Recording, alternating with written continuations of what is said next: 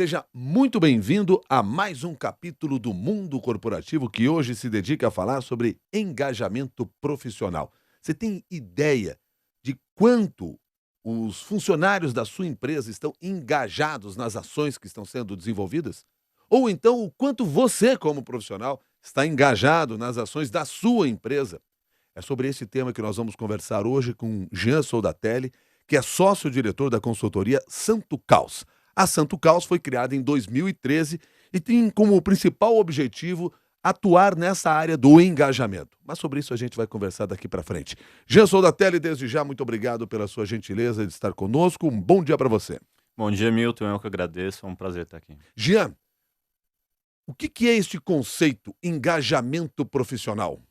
Maravilha, Milton. Engajamento é um tema da moda. Muita gente fala sobre engajamento, mas é muito difícil explicar. Parece ser muito difícil explicar o que é engajamento, mas não é. Engajamento é um conjunto de conexões racionais e emocionais entre uma pessoa e outra, uma pessoa e uma instituição, nesse caso, que gera resultado positivo para os dois. Então, isso é sempre bom salientar. O engajamento ele não é de uma via só. O profissional tem que ser engajado com a empresa e a empresa também tem que ser engajada com o profissional. Então, o engajamento, por ser esse conjunto de conexões racionais e emocionais, a gente realmente teve que mapear o que são essas conexões, né? Então, nós chegamos em 5 tipos de conexões que compõem o engajamento.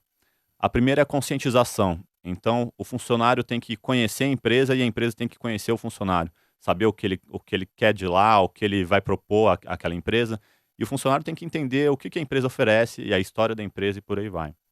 Depois é o compromisso. Então, é realmente ter uma relação, uma dedicação para fazer aquela relação acontecer, seja da empresa ou do funcionário. Esses são 2 tipos de conexões mais racionais. E aí, quando a gente fala do emocional, começa a complicar um pouco.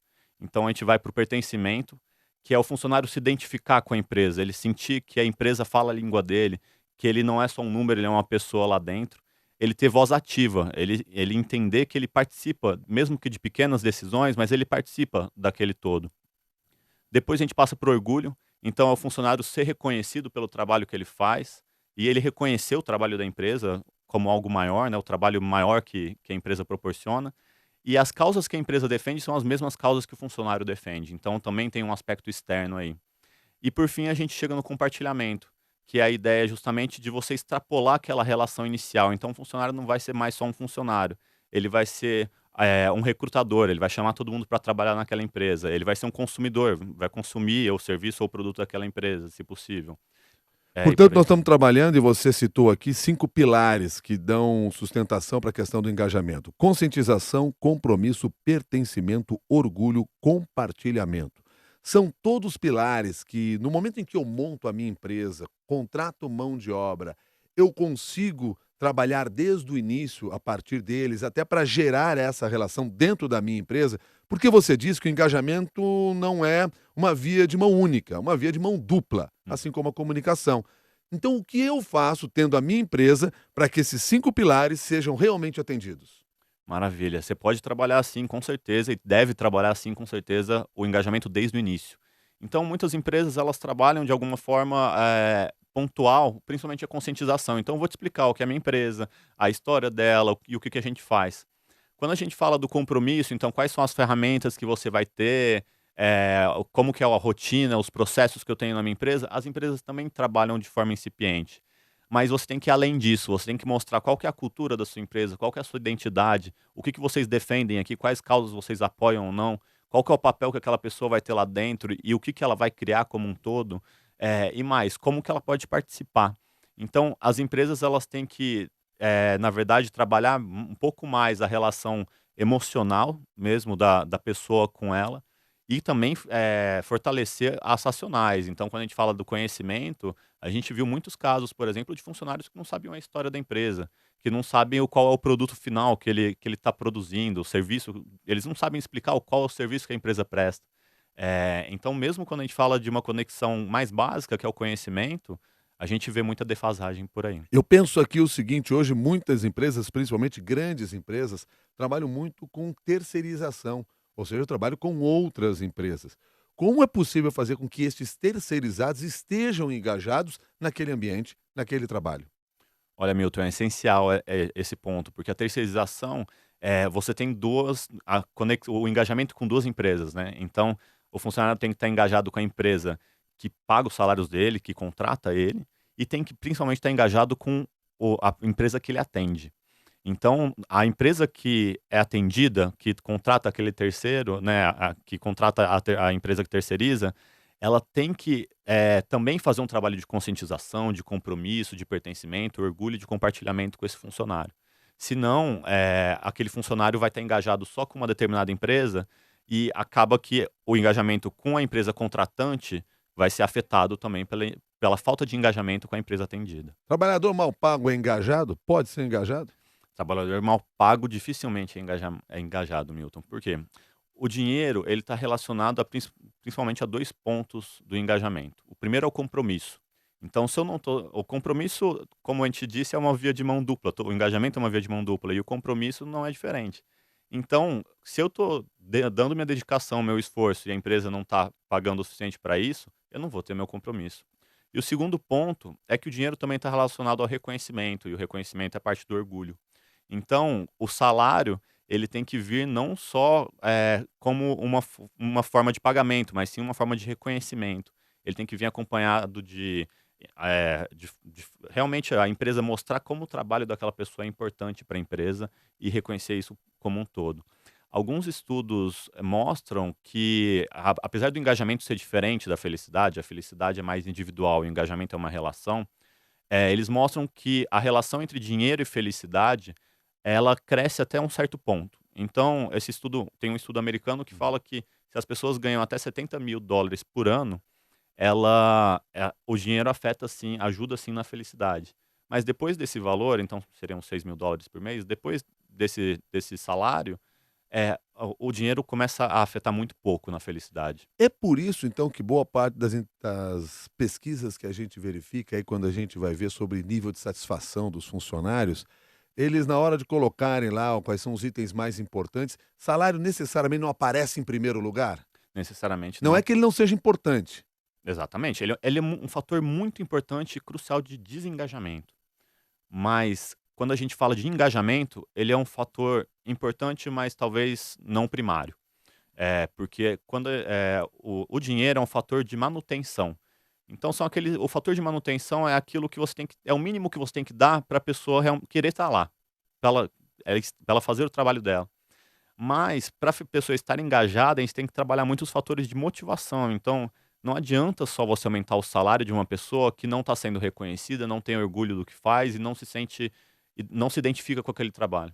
Geralmente as empresas tentam conquistar o trabalhador através de salário, remuneração, bônus, benefício? É o mais comum, é o mais comum. Então, as empresas elas atrelam muito a questão financeira, o reconhecimento financeiro ao engajamento.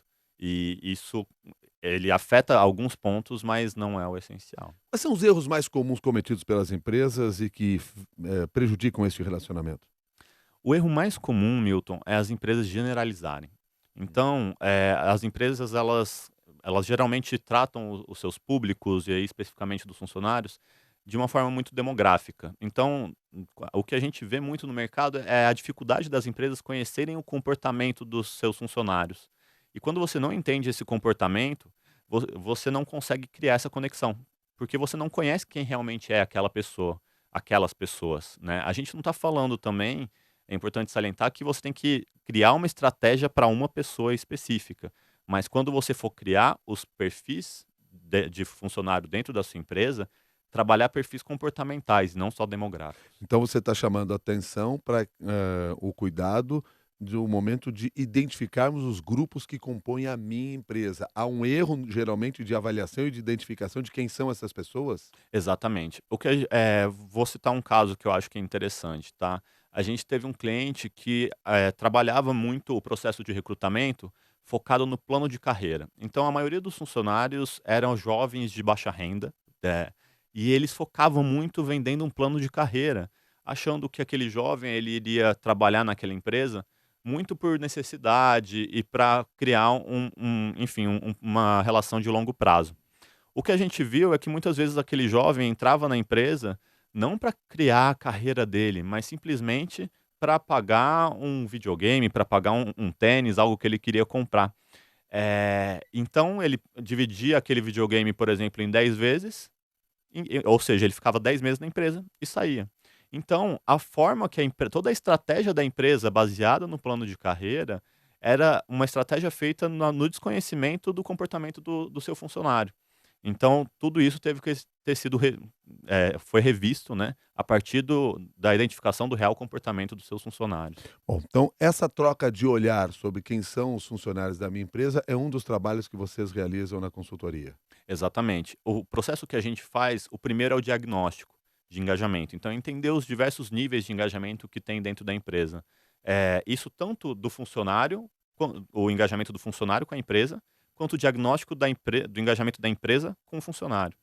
E depois a gente vai, então, definir os diversos perfis comportamentais que tem dentro da empresa e, assim, traçar uma estratégia, o que a gente chama de fluxo de engajamento. Então, qual que é a estratégia que a gente vai ter para engajar os diversos perfis dentro daqueles pilares do engajamento: conscientização, compromisso, pertencimento, orgulho e compartilhamento. Vocês se surpreendem muito com o que vocês acabam encontrando aí no dia a dia das empresas? Ah, com certeza, Milton, com certeza. A gente já viu casos desde a pessoa que todo mundo achava que era engajado, mas na verdade mal sabia o que a empresa fazia, não sabia a origem da empresa, não sabia, enfim, direito o que a empresa vendia.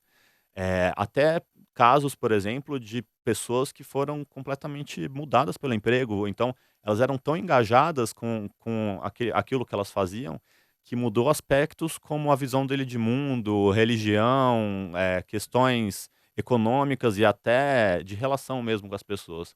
Teve um caso que talvez seja interessante pontuar, de um trabalho que a gente estava fazendo, uma das perguntas que a gente faz para entender melhor o comportamento é: o que trabalhar aqui mudou em você, mudou na sua vida? E aí um menino virou e falou: eu era muito preconceituoso, eu não trabalharia com gays, por exemplo. E aí eu cheguei aqui, meu chefe era gay. E isso mudou minha forma de ver as pessoas. Eu comecei a entender que aquilo fazia parte e era normal. Então eu mudei a forma de entender essas pessoas, a questão da diversidade como um todo. Então a gente vê que o engajamento de um funcionário com a empresa, se ele realmente acontecer, tem um poder até de fazer uma mudança social naquela sociedade, naquele grupo, né? Aproveitando aqui a pergunta dos nossos ouvintes pelo Facebook, o Rogério Caramante quer saber o seguinte: como engajar os colaboradores em época de crise, como atualmente estamos passando, onde as empresas querem cortar custos e não realizar programas básicos como o endomarketing, por exemplo. Imagine programas mais amplos. Então, como fazer isso? Pergunta do Rogério Caramante. Maravilha. Rogério, a crise é um ponto que realmente afeta o engajamento da maioria das pessoas. Por quê? Primeiro, por um ponto externo, por causa do orgulho, afeta muito o orgulho. Então, quando eu vejo a minha empresa saindo nos noticiários anunciando o fechamento de uma loja ou uma indústria e demissão, queda nos lucros, aquilo afeta no meu orgulho. Então, o primeiro ponto que a empresa tem que fazer para aumentar o engajamento durante a crise é comunicar muito bem para os funcionários, é deixar tudo bem claro das coisas que estão ocorrendo. O segundo ponto que a crise afeta bastante no engajamento é no próprio clima, né? Porque a crise ela gera as demissões, e as demissões elas afetam diretamente o clima, a segurança, o compromisso das pessoas com a empresa. Então, é muito importante fazer com que as empresas, durante a crise, elas trabalhem o engajamento de uma forma mais estrutural. Ou seja, não ações pontuais. O engajamento não pode ser pontual, ele tem que ser uma forma mais estratégica de todas as áreas trabalhando juntas. Então, o RH, quando ficar sabendo, quando for demitir, tem que entender que aquilo tem que ser muito bem estruturado. A comunicação tem que trabalhar em par com o RH, a operação, a área de treinamentos. Então, todas as áreas têm que se unir e fazer com que o funcionário entenda e realmente faça parte daquele processo que é um processo difícil. E aí eu vou aproveitar aqui o diálogo dos nossos ouvintes internautas pelo próprio Facebook para acrescentar ainda mais uma visão sobre esse assunto do engajamento em tempos de crise. Porque o Rogério Caramante fez essa pergunta e o Osmar Serra entrou lá para dizer o seguinte: a crise, muitas vezes, devido à crise, nós saímos do comodismo e nos leva a desenvolver ideias. Por um lado, é bom porque mudamos conceitos e revemos valores e atitudes erradas do processo. Ou seja, está chamando a atenção para um aspecto que pode ser positivo num momento como esse de dificuldades que muitas empresas acabam enfrentando. Não, com certeza. eu acredito que a crise seja o momento também da empresa identificar realmente quem está engajado, quem não. Então, se eu precisar fazer alguma demissão, eu já aproveito para fazer, para identificar esse ponto. E o principal ponto, na verdade, é como que eu vou manter ou aumentar o engajamento de quem está aqui, de quem for ficar aqui. Qual é o papel dos líderes de áreas, de departamentos nessa questão do engajamento? É essencial. Não adianta a empresa fazer uma boa estratégia, de engajamento, e aí aquela pessoa ser super engajada com a empresa, se ela não for super engajada com a equipe. Então, como eu disse, o engajamento ele não pode ser uma ação pontual, tem que ser uma estratégia onde todos participem. E o líder do departamento é essencial nesse ponto, ou seja, o líder ele também precisa conhecer realmente quem é aquela pessoa, por que ela está lá, o que que ela faz, como ela é fora do trabalho, né? Para realmente dar voz ativa para aquela pessoa, reconhecer o trabalho dela. Então, o líder é talvez o principal ponto de transformação do engajamento entre a empresa e o funcionário. Vocês em pesquisa mostraram que o engajamento, dos profissionais aumenta de acordo com o ambiente de trabalho e chamam a atenção principalmente para os efeitos positivos dos ambientes colaborativos, coworking. Queria que você falasse um pouco sobre essa questão para nós. Por que se tem este resultado mais avançado nesses ambientes? Maravilha, Milton. Por que que a gente viu que um ambiente colaborativo influencia bastante no engajamento e por que que o coworking é um exemplo disso, tá? O profissional que trabalha no coworking, ele vai escolher aonde ele vai trabalhar, ele vai, se identificar com aquele lugar. E quando eu me identifico mais com um lugar, eu aumento o meu pertencimento, que é o primeiro pilar emocional que compõe o engajamento.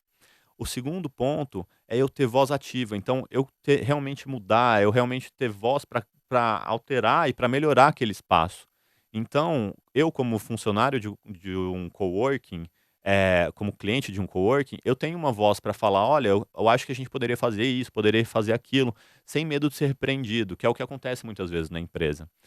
Então, o que as empresas têm que pegar dos ambientes colaborativos primeiro, essa questão da identificação com que a pessoa realmente se sinta em casa e se identifique com aquele espaço, que é aquele espaço fale a língua dela, né. O segundo ponto, então, é justamente eu ter uma voz ativa lá dentro, eu conseguir fazer as sugestões, as alterações e as mudanças que eu achar importante.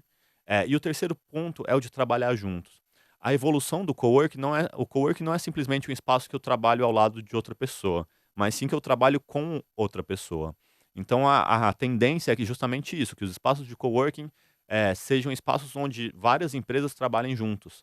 E na empresa é a mesma coisa, então, fazer com que as diversas pessoas, as diversas áreas lá trabalhem juntas e queiram criar um laço maior. Pelo que vocês têm percebido no trabalho que vocês realizam, as grandes corporações têm estado abertas para esta ideia?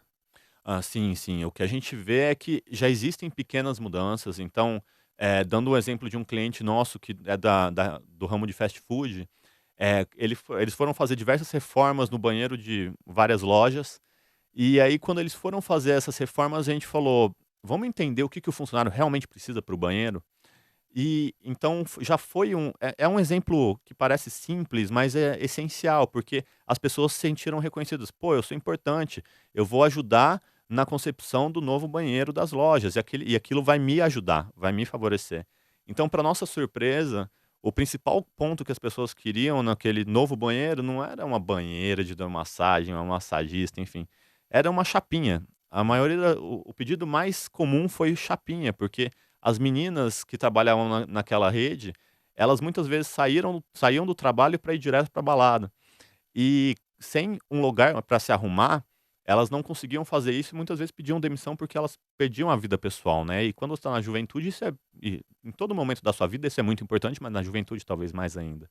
Então, esse ponto, que foi um ponto pequeno, de um custo baixo de R$ 60 por banheiro, afeta muito positivamente no engajamento. Então, o ambiente colaborativo pode ter mesmo com baixo custo, ele pode afetar muito positivamente nisso. Tem muita diferença na questão da idade ou das gerações sobre a questão do engajamento? Os jovens são mais engajados, menos engajados do que, por exemplo, as pessoas com mais idade? Ou Não é isso que define. Não é isso que define. Tanto que quanto a gente o que a gente defende é que realmente você, quando as empresas forem traçar os perfis dos seus colaboradores, não trace de uma forma só demográfica, então falando só de sexo ou renda ou idade, né, e sim comportamental. Então a gente vai ter perfis comportamentais que pode ter uma pessoa de 60 anos ou uma pessoa de 18 anos procurando a mesma coisa da empresa. Tá? Mas os gatilhos que a gente vê de engajamento podem sim ser diferentes. Então eu posso ter uma pessoa com um perfil comportamental de 60 anos e uma pessoa com o mesmo perfil comportamental de 18 anos que tem gatilhos diferentes. Então a forma de eu falar com eles vai ser uma forma diferente. Isso se transforma também para um desafio para as empresas, levando em consideração que há um número maior de gerações convivendo no mesmo ambiente e você tem que saber trabalhar formas de engajamento para todas essas gerações? Isso com certeza é um dos grandes desafios hoje. Então, para as empresas, a maioria das empresas, das multinacionais, das grandes empresas, elas têm uma cultura um pouco antiga. Então, é uma cultura que muitas vezes foi desenvolvida por uma geração baby boomer, por exemplo, e dentro do quadro de funcionários dela, ela vai ter a geração X, a geração Y, a geração Z. E essas pessoas são tão diferentes que na hora de compor a cultura real da empresa vai ser completamente diferente daquela planejada. Então, é muito importante que as empresas entendam essas diferenças de gerações para realmente desenvolverem uma cultura corporativa adequada à realidade delas, que é o que a gente vê que existe uma discrepância muito grande hoje. Tá certo. Bom, o desengajado contamina muito o ambiente? Mais do que o engajado. É Então, mais do que o engajado? mais do que o engajado. Então, o desengajado é aquela pessoa que muitas vezes ela vai realmente contaminar o ambiente de uma forma a ficar colocando aquela questão negativa em voga. Assim como o engajado vai colocar a questão positiva. Se você tem essas 2 pessoas, talvez elas se eliminem. E aí a questão fique mais neutra. Mas o que a gente vê mais comum é ter mais desengajados do que pessoas engajadas. Então, um número global de uma empresa multinacional é que 87% dos trabalhadores do mundo estão desengajados. Então, é muito mais raro a gente achar as pessoas engajadas do que os desengajados que estão por aí a todo momento. Aí eu tenho um ambiente de trabalho, eu sou dono de uma pequena empresa e percebo ali que está faltando essa participação mais ativa dos meus funcionários. Quais são as ações que eu tenho que adotar para virar esse jogo? Eu consigo virar esse jogo? Com certeza, com Sem precisar certeza. demitir a turma? Sem precisar Ah, demitir. tá. Demissão é o último caso, Milton. Demissão é o último caso. Então, a demissão custa muito para a empresa. Demissão a rotatividade, não só a demissão, mas a rotatividade como um todo, é um dos maiores custos que a empresa tem, que o RH tem e, consequentemente, que a empresa. Então, o que eu posso fazer para evitar isso? O primeiro ponto é o entender essas pessoas, entender não só, de novo, as questões demográficas, os números sobre aquela pessoa, mas sim o comportamento dela. Eu entendendo melhor o comportamento dessas pessoas e aquela pluralidade de comportamentos que eu tenho, os diferentes perfis, eu consigo traçar uma estratégia mais personalizada. E o engajamento, ele tem que ser personalizado. O engajamento não é genérico. Então, você pode procurar ações de engajamento, estratégias de engajamento externas para aplicar na sua empresa que deram super certo em outras empresas, mas elas podem não funcionar. Por quê? Porque o engajamento tem que ser personalizado. Então, o primeiro ponto é você realmente entender o comportamento daquelas pessoas que estão lá, os diversos perfis que você tem lá. E aí sim você traça uma estratégia de engajamento. Vocês têm estudos do impacto que um ambiente de pessoas engajadas pode gerar nos resultados da empresa? Olha, o engajamento das pessoas, ela gera resultado em vários aspectos, Milton. Então a gente começa nos aspectos internos, falando de produtividade. O engajamento, ele aumenta a produtividade das pessoas, porque eu vou ter mais compromisso, né? Então o engajamento aumenta a inovação da empresa diretamente, diminui o turnover, como eu acabei de falar, um dos grandes custos. Eh, Melhora também o próprio consumo dos funcionários com a empresa. A gente fez um trabalho recentemente para um sindicato de supermercados daqui de São Paulo, onde a gente viu que existiam muitos funcionários de alguns supermercados que não compravam nos próprios supermercados que trabalhavam. Esse é um sinal de falta de engajamento extremo. E aí você pega uma rede de supermercados que tem 100.000 colaboradores, por exemplo, 100.000 consumidores, se todos esses fossem consumidores, já seria uma grande diferença. Então, com certeza, o engajamento ele traz resultados internos muito positivos, externos também. Então, a gente vê que quando, por exemplo, um funcionário é mais engajado, ele afeta diretamente na imagem da empresa, porque ele vai falar bem daquela empresa para todo mundo. E aí, tanto em momentos de crise quanto em momentos que não existem as crises, as pessoas vão falar: nossa, mas aquela empresa ela é muito boa para os funcionários, então eu não vou criticar tanto ela. Então, a imagem da empresa melhora muito, a atração de talentos melhora muito, porque as pessoas engajadas vão falar: olha, trabalhem aqui que é legal. Então, o engajamento ele traz benefícios tanto internos quanto externos que são muito, muito grandes. Você havia me falado que no trabalho que vocês realizam, muitas vezes vocês chegam até o ponto de identificar ou de olhar para a família desses funcionários. Família impacta nisso? Família impacta muito, e não só a família, como a vida inteira da pessoa. E a maioria das empresas não entendem essa relação, não entendem que se o funcionário leva 3 horas para ir, 3 para voltar, do trabalho, aquilo vai afetar diretamente no engajamento dela. Então, a família, por exemplo, ela pode ser um ponto crucial para o funcionário pedir demissão ou para o funcionário querer ser demitido, por diversos motivos, seja por um problema de saúde, seja por um problema, por uma pressão social. Então, a empresa tem que entender que ela tem que ir além da relação com o funcionário de empregador. Vou dar um exemplo pontual de um dos clientes que a gente teve. Muitas das pessoas que trabalhavam naquela empresa, elas tinham uma percepção muito ruim de salário, tá, então achavam que ganhavam muito mal. E aí a gente foi entender como que elas gastavam o dinheiro dela. Então a gente viu que a família, ela consumia muito do dinheiro, mas com objetivos mal planejados. Então a forma de pagar, muitas vezes era uma forma que criava dívidas. E a gente vendo até agiotas indo na própria empresa cobrar aquele funcionário. Então a empresa tinha um papel crucial de fazer uma educação financeira com aqueles funcionários.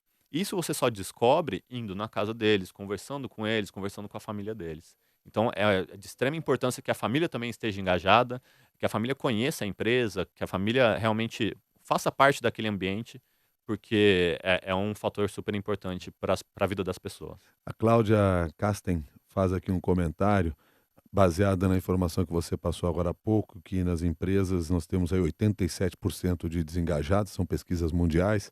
Mas assim, se empresas multinacionais temos esse índice, imagina no setor público. Vocês têm algum trabalho feito na área pública? Não, a gente infelizmente não trabalhou ainda o engajamento na área pública, mas a gente já chegou a estudar um pouco o caso. Então, a área pública, ela tem uma peculiaridade, que é a questão meritocrática na seleção. Então, diferente das empresas, quando eu vou selecionar os meus colaboradores, nas empresas eu seleciono pelo perfil comportamental e por aí vai. Na área pública, por um concurso, a pluralidade de perfis comportamentais é muito maior. Então, a dificuldade de engajar é muito maior.